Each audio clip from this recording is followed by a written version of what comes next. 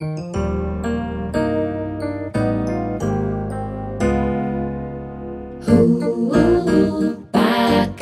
hati kita. Hai, selamat datang kembali di podcast Pakai Hati Kita. Hari ini ada bintang tamu yang spektakuler. Filmnya masih tayang di Netflix. Masih. Dan sinetronnya juga sinetron yang Muri punya, jadi bukan aba-aba ya. Selamat datang di Pakai Hati Kita, Nadia Arina. Terima kasih sudah mau mampir. Sudah menyempatkan waktunya. Terima kasih. Masih syuting ya berarti? Masih syuting. Kebetulan kita syutingnya dari hari Senin sampai Sabtu. Hari Minggunya libur, makanya bisa kesini. Oke, nah di hari libur disempatkan ke sini ya. Iya, Wah, benar. gila. Emang Pakai Hati Kita ini suka mengeksploitasi memang. Nanti abis ini juga banyak. Oh, banyak ya. Oh, ya, oke. Takut. Enggak. Lo di sinetron itu sempat dicap lakor ya? Karakternya maksud gue. Itu berita-berita yang ada sekarang ya? Iya betul. Oh, iya. Oh berarti lo nggak ngecek diri lo Nadia Arina di Google gitu nggak pernah ya? Tapi gue dikirimin sama temen-temen. Oh tetap ada ya. Berarti pelakor nih sekarang gitu. Instagram juga banyak kan. Iya. Karena gue ngebahas kan pasti lo sosial media banget kan pasti ya. Ada lah memakai menggunakan lah ya. Iya. Nah di situ pasti hate comment juga banyak dong. Banyak banget. Dan selain hate comment itu kan sebenarnya fans fanatiknya luar biasa ya, antusias Ikatan Cinta itu kan gede banget gila kan, banget. lagi menggila lah dari ujung ke ujung Indonesia ini gitu loh. Nah selain hate comment pujian banyak nggak? Seiring berjalannya waktu dengan perubahan skenario dan cerita dan juga karakter gue di Ikatan Cinta, ya akhirnya juga penonton akhirnya tahu juga gitu, dan udah nggak ada sih sekarang hate comment gitu. Nah kalau pujian itu banyak nggak sih? Pujian sih kalau dibilang banyak sebenarnya lebih kayak ya netizen Indonesia aja gitu kan. Gimana sih pujian netizen Indonesia yang lebih yang kayak emang apa ya, kayak suka-suka mereka gitu loh. Kalau gue ngeliatnya netizen Indonesia ngomongnya gitu, tapi gue merasa kayak ya kita sebagai public figure kalau misalnya emang udah berkomitmen untuk punya social media dan social media tidak di private, ya apapun yang netizen ngomongin dari pujian sampai kritikan ya kita harus siap. Terus juga harus bisa react-nya harus wise juga gitu, dan asalkan kritikannya juga menggunakan kata-kata yang benar, ya itu sebenarnya berguna juga kok buat kita gitu. Nah tadi kan lo ngomongin komitmen nih, sebenarnya yang ngebuat lo berkomit di dunia entertainment itu apa sih? Awalnya lo misalnya lo kan gede besarnya di Jakarta ya? Iya. Nah berarti sekolah juga di Jakarta. Iya. Apa yang ngebuat lo memilih dunia entertainment sebenarnya?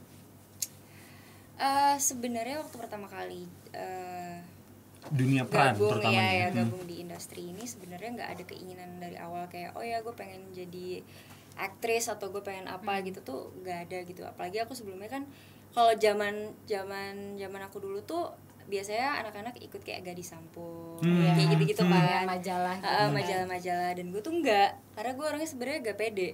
Gue gak pede orangnya, dan kayak gak mau yang kayak gue gak bisa di depan kamera, gue gak tahu harus ngapain gitu. Tapi pada waktu SMA itu gue ditawarin untuk nge-host It Bulaga ya, benar ya? Iya. Kita udah research. Sebenarnya keren, research tapi keren. stalker sih lebih tepatnya bahasa sekarang. Keren loh ini. Iya aku ditawarin Bulaga waktu itu. Cuman waktu itu aku masih kelas 2 SMA. Terus mereka mengharuskan aku untuk standby di studio. Itu kayak jam 12. Which is gak mungkin dong, kayak karena itu belum jam pulang sekolah. Iya, jam pulang sekolah, dan masa istilahnya gue cuma sekolah sampai jam 10 gitu, dan itu tiap hari lagi. Tiap hari kan mereka stripping juga gitu. Jadi nggak mungkin gitu. Terus ya udah gue disuruh casting di salah satu PH dalam satu tower itu. Gue nggak mau tadinya. Gue nggak mau, kayak ngapain orang gue nggak bisa acting gitu kan, malu-maluin aja gitu. Terus gue sama nyokap gue, waktu itu nyokap gue bilang ya udahlah cobain aja, dalam arti kayak pengalaman pernah casting gitu segala macam. Akhirnya gue cobain dan ya benar gitu, yang casting gue nanya gitu, ini pertama kali ya kamu casting ya gitu, kok kayaknya kamu gini. Terus gue jujur juga iya gitu, tinggalin nomor telepon segala macem. 6 bulan setelah itu mereka telepon gue. Oh 6 bulan ya itu 6 berarti? bulan lama, sampai gue juga lupa gitu. Karena lama Amin. banget. Iya, jadi mereka telepon gitu kayak, kamu pernah casting kan gini gitu, sampai casting. Oh iya, gini segala macem. Akhirnya kayak ya udahlah, gue ke kantornya ngobrol-ngobrol segala macem. Gue mulai syuting, dan jadi pertama kali gue syuting tuh bener-bener gue ngerti istilah dari angle kamera, kayak shot, kita mau ngambil master, mau ngambil ini, mau gue Jadi tiap itu ini apalagi nih gitu iya. Dan maksudnya lihat skrip aja juga ngapalin skenario kan ya nggak secepat itu gitu, kayak ini cara bacanya gimana, istilah interior eksterior aja nggak tahu, ya kayak gitu-gitulah. Berarti dari nol. Dari kecil itu cita-cita lu menjadi artis itu nggak ada ya berarti? Apa dong? Dokter. Oh dokter, oke. Padahal sekeluarga itu hukum, tapi lo ingin menjadi dokter, itu kenapa? Gak tahu sih, kalau dari kecil kayak gue kayak penasaran aja gitu, maksudnya kayak gimana sih kok kayak seru ya jadi dokter tuh kayak gini. Dan pas SMA gue suka biologi, gue suka gini. Emang suka pelajarannya juga. Jadi kayak emang ya udah, gue mikir kayak, dan itu kan for a lifetime ya, maksudnya kayak pekerjaan jadi dokter itu. Dan selain istilahnya lo cari uang, tapi kayak lo bisa bantu orang juga. Mulia lah ya. Iya. Kalau dari orang tua, dari basic yang keluarga hukum, memang nggak ada yang kamu harus ke hukum juga gitu ya? Nggak ada sih. Cuman mungkin lebih yang kayak karena semuanya, karena keluarga besar gue mostly akademis ya. Dan kayaknya cuman gue doang deh yang maksudnya kayak ada ada di dunia industri ini, perfilman ini. Jadi awal-awal gue masuk tuh sempet yang kayak ngapain sih yang kayak gitu, dan itu yang dari keluarga apa dari kamunya? Keluarga. Dari keluarga gitu. Tapi Jadi mama ngedukung kan? Mama ngedukung, karena mama orangnya yang kayak ya udah, maksudnya ya apa yang lo mau ya lo lakuin dengan sesungguh-sungguh gitu loh. Tanggung jawab. Iya, tanggung jawab juga gitu. Tapi ya maksudnya mungkin itu yang harus kita pelajarin juga gitu di Indonesia ini, mungkin apa ya, kurang mengapresiasi bidang-bidang yang mungkin ya tidak bukan yang nggak firm sih, maksudnya kita di perfilman juga semua ada sekolahnya, ada ilmunya, ada segala macam. Ini suatu profesi juga sebenarnya. Iya, dan gak segampang itu loh. Tapi ya itu dia gitu, gue ngeliatnya gampang banget malah.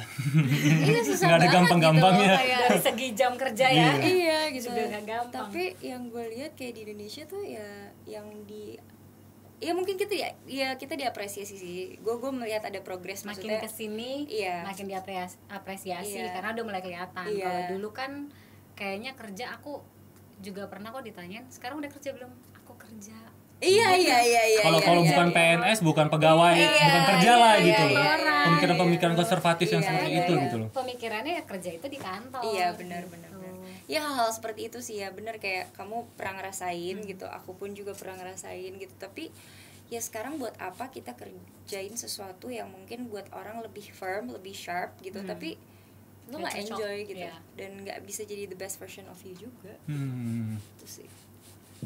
Tapi setelah lo menjalani dunia entertainment, lo menjalani dunia seni peran ini, lo merasa ini passion gue nggak sih? Pastinya. Karena sebelum ya awal-awal gue masuk industri, gue masih merasa kayak gue tuh nggak tahu passion gue apa. Kalau ditanya orang, passion lo apa sih, Nat? Kan sampai sekarang lo belum firm. Sekarang udah. Okay. Pada akhirnya gitu. Tapi awal-awal kayak ditanya passion lo apa ya, makan tidur tuh passion bukan sih, kayak gue ngomong kayak gitu karena gue nggak tahu gitu. Kalau orang kan dari dulu ada hobinya gitu kan, suka ngapain atau ngapain. Gue tuh nggak tahu gitu. Terus pas terjun ke sini juga kayak awal-awal kayak gue ngerasanya masih ada beban gitu, karena kayak gue ngerasa kayak gue nggak bisa nggak sih, karena gue masih baru. Iya, ini apa sih gitu, kok orang-orangnya gini, kok begini, kok begitu gitu. Tapi makin lama akhirnya ngerti gue pola kerjanya, tahu pola kerjanya. Terus juga akhirnya kayak gue ternyata gue enjoy, gue nyaman gitu, dan gue suka gitu loh. Dan gue baru sadar ternyata gue orang yang lebih emang kreatif gitu loh, emang maksudnya yang kayak lebih di dunia itu gitu. Nah akhirnya lo sampai di satu titik lo bermain di The Perfect Fit dengan Mas Garin ya itu ya. Nah itu kan ya menurut gue pribadi ya lo luar biasa sih di situ. Iya. Bukan gue kenal lo bintang tamu pada hari ini tapi bukan karena kirain udah di brief. Enggak. Itu non scripted itu emang pujian dari gue sendiri. Terima kasih. Benar-benar karena dari sutradaranya, terus dari filmnya udah jadinya gitu, terus pemain-pemainnya juga ya Jar. Masuk nominasi kan calon ya FFI The Perfect Fit. FFI masih kayak kalau nggak salah 20 masih kategori 20 kayak ya, 20 kategori. Dan kayak mereka masih, jadi belum keluar nominasinya sih. Di peran lo yang luar biasa itu menurut gue banyak nggak sih pujian yang lo terima Nat? Setelah film itu gue sebagai pemain kalau bisa pas syuting sampai pas syuting tuh menurut gue seru banget. Karena maksudnya gue as a person, as a human being, gue bisa berproses gitu, dan gue bisa mendapatkan ilmu-ilmu dari ya Mas Garin, Kak Hadra, terus juga banyak lah maksudnya orang-orang yang memang udah senior di film gitu. Pas syutingnya tuh menyenangkan, tapi kita sebagai pemain tuh pasti deg-degan pas setelah selesai syuting. Hasilnya Deg-degan ya, hasilnya seperti apa, apakah yang kita coba deliver sampai ke penonton gitu, apakah istilahnya itu di Netflix gitu ya, apakah si OTT-nya suka gitu, apakah production house-nya puas gitu dengan hasil yang kita berikan gitu. Itu gitu. Dan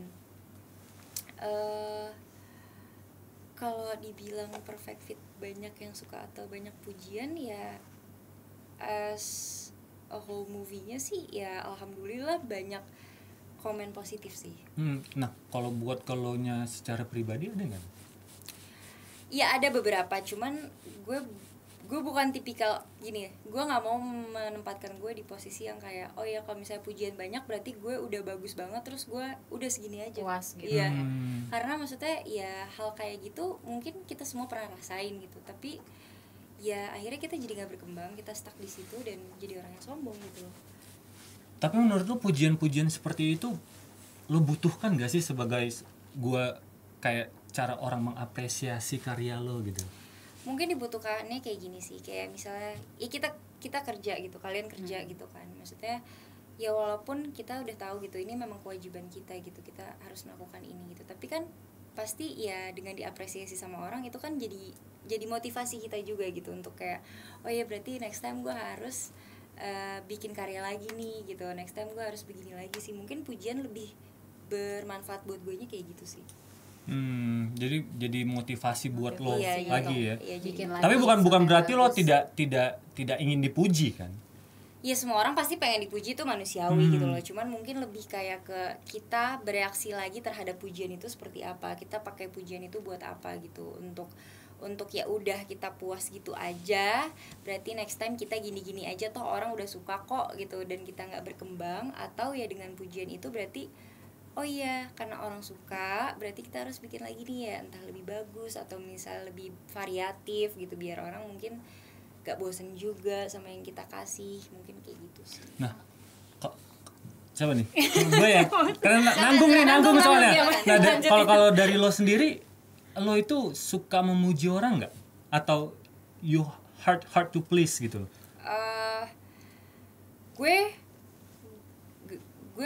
Gue nggak sering sih memuji orang. Tapi kalaupun gue memuji ya berarti emang gue pengen muji. Dan orang itu layak untuk lo puji gitu ya?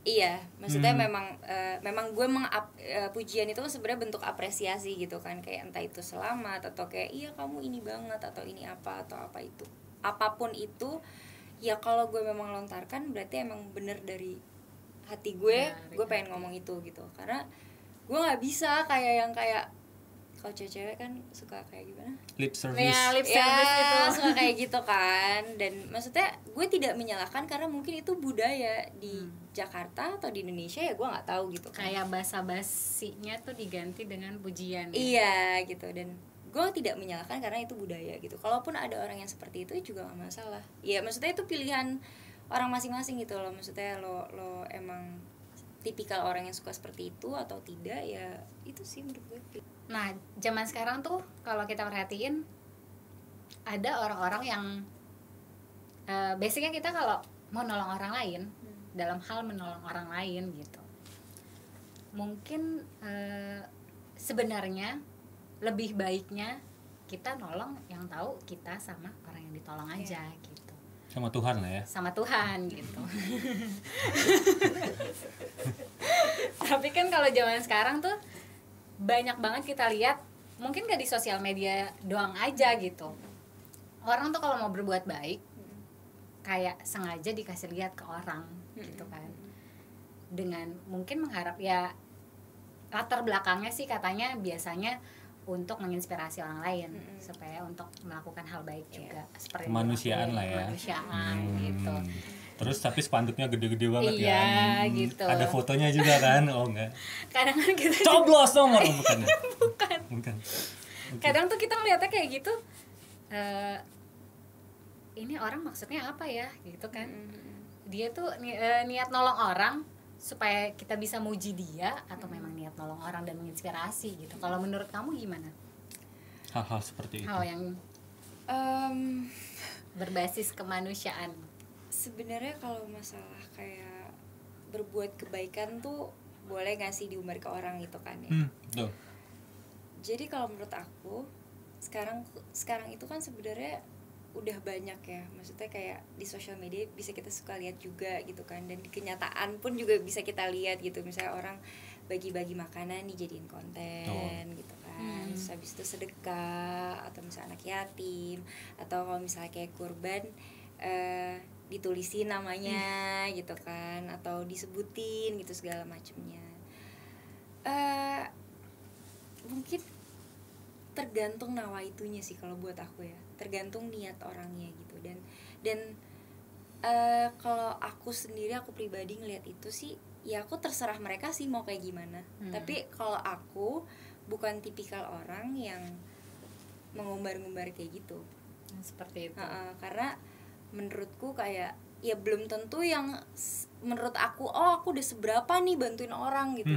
Tapi buat orang lain misalnya, apaan sih baru segitu, ya kan? Betul. Misalnya di atas langit masih ada langit gitu loh. Dan buat apa juga gitu loh kita umbar gitu.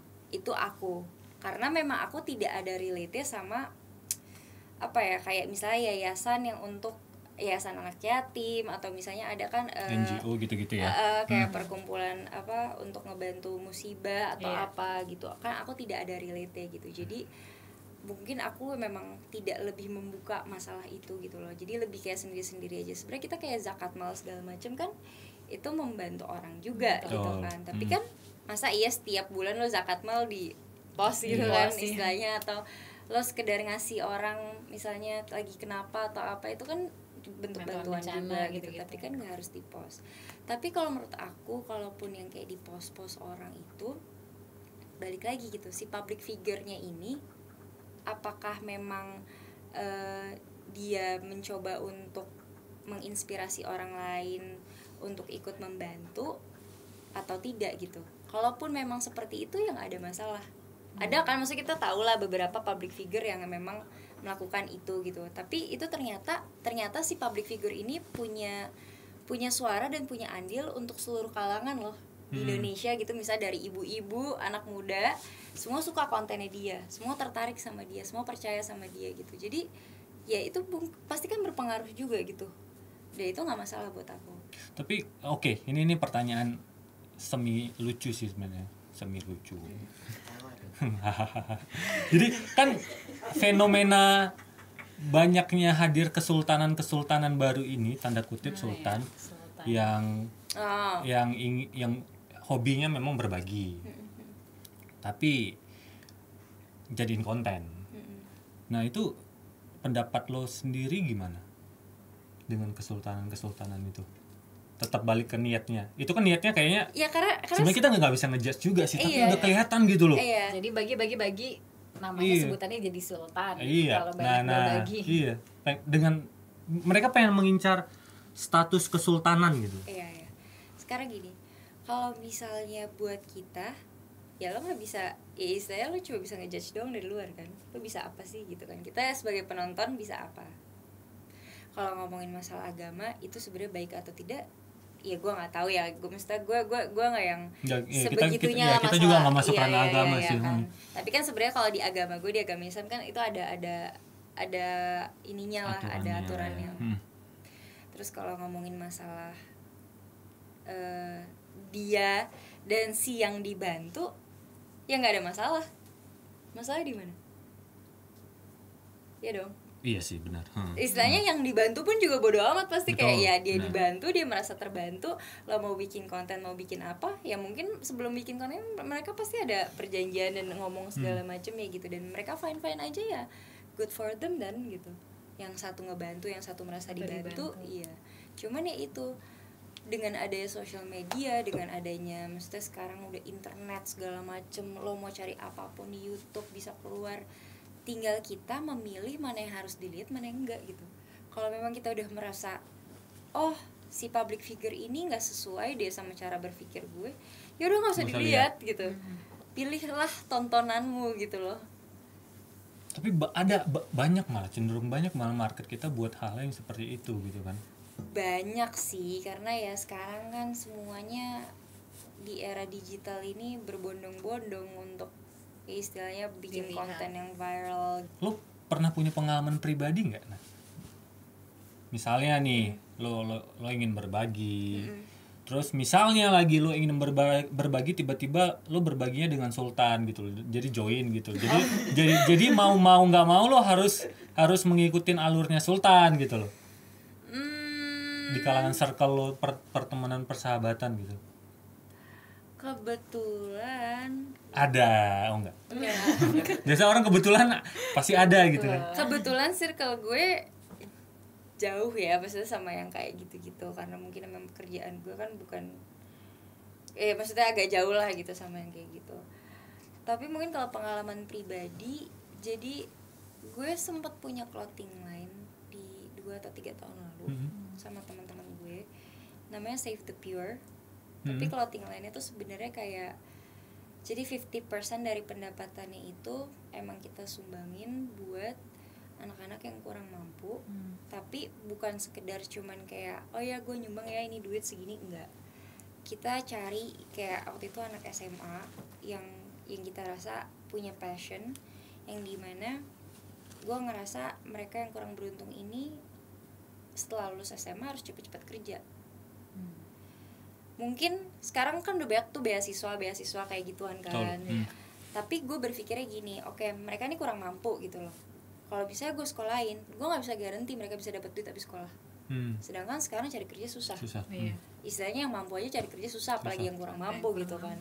Yang nggak ada link, nggak ada segala macem gitu. Jadi waktu itu gue sama teman-teman gue berpikir, oh ya udah deh, kita bantunya dari passion aja.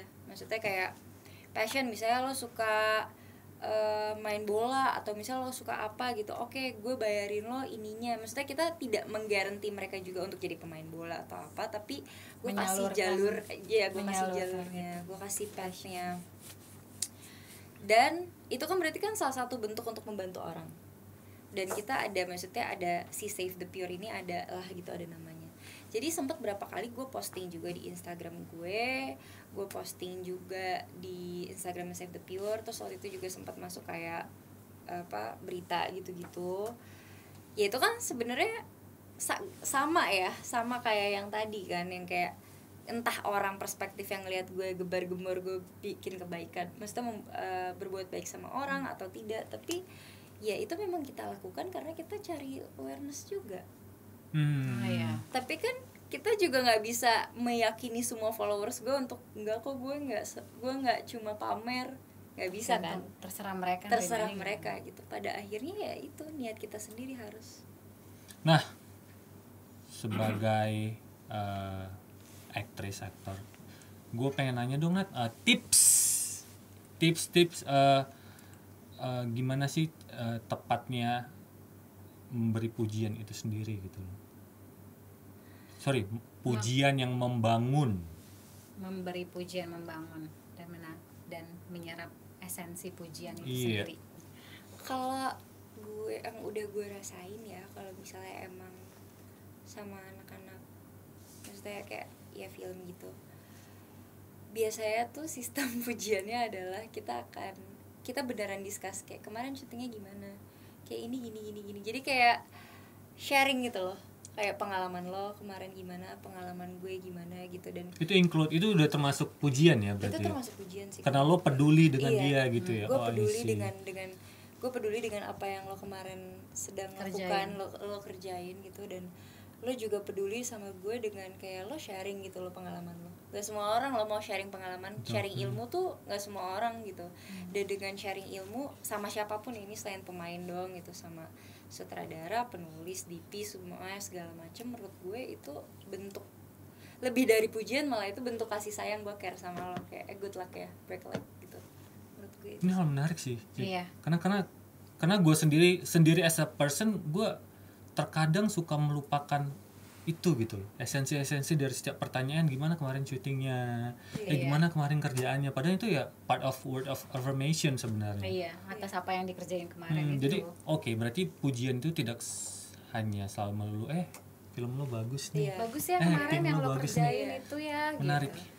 Padahal maksudnya kayak kalau kayak gitu sih ya nggak ada masalah juga, cuma mungkin lebih nggak yang kayak kena di hati aja ya gitu. Ini lebih dalam, ini mungkin menurut kamu ini esensinya gitu ya. Gitu. Jadi kayak memuji tapi kita sharing informasi, sharing pengalaman, sharing semuanya ilmu gitu, dan istilahnya dua arah gitu loh. I see. Jadi ya pujian lo mau sampaikan ke gue, masuk ke gue pun juga ke lo. Dan itu lebih kena sih buat orang. Ya kena buat gue sih ini barusan, karena gue baru menyadari ya. Iya ya. Gue selama ini kayak apa sih lo nanya mulu gitu loh. banyak orang apa sih gitu loh. Padahal mungkin orang itu ya itu bridging dia untuk memuji lo gitu. Terus udah nge-cut gitu. Itu iya. Memuji, menghargai. Iya. Apa yang udah lo lakukan gitu ya. Aku cuma pengen bilang sih, maksudnya di era pandemik seperti ini pastinya sulit buat kita semua gitu kan. Dan mungkin pujian itu sekarang pengertiannya lebih besar daripada si kata pujiannya sendiri gitu. Pujian tuh bisa menjadi support system, bisa menjadi motivasi juga. Pokoknya dengan pujian ini harus dibuat lebih dari si kata pujian ini. Dan pujian tuh lo nggak pernah tahu apa yang lo omongin, hal baik yang lo ngomong sama orang lain itu berdampak apa buat mereka gitu. Jadi selalu support each other. Yeay, thank you Nadia, kamu ucapin terima kasih sekali lagi sudah mau mampir buat waktunya dan membukakan, selain buat yang nonton atau dengerin, kita juga mendapatkan hal baru ya. Gamparan kalau gue. Ya terima kasih. Jangan bosan.